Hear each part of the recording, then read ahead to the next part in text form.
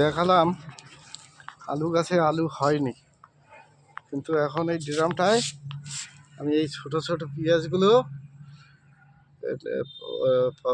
ছোট ছোট ফাঁকা করে আছে, নিচে এক সারি আপাতত পেঁয়াজ বসিয়ে দিচ্ছি।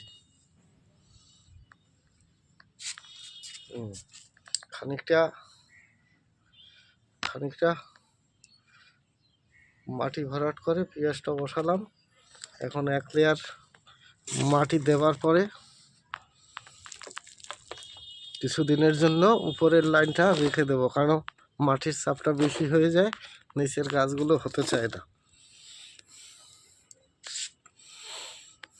আলু গাছটা হয়েছিল, আরও অন্য জায়গায় লাগানো ছিল, তাতেও আলু হয়নি। সেখানে সমান জায়গাতে আরও অনেক মাটিতে আলু বসিয়ে দিয়েছি, মিষ্টি আলুটা, কিন্তু এই ড্রামটায় আলুটা হয়নি।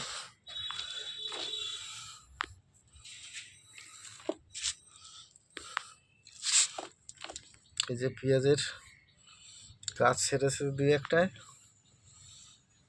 এটাকে অল্প মাটি ভরাট করে সেচ দিয়ে রেখে দেবো, আর কিছুদিন পরে ওই পেঁয়াজটা উপরের দিকে দেবো। পেঁয়াজটা যখন কলি টলি বেরোয় যাবে তখন। Thank you.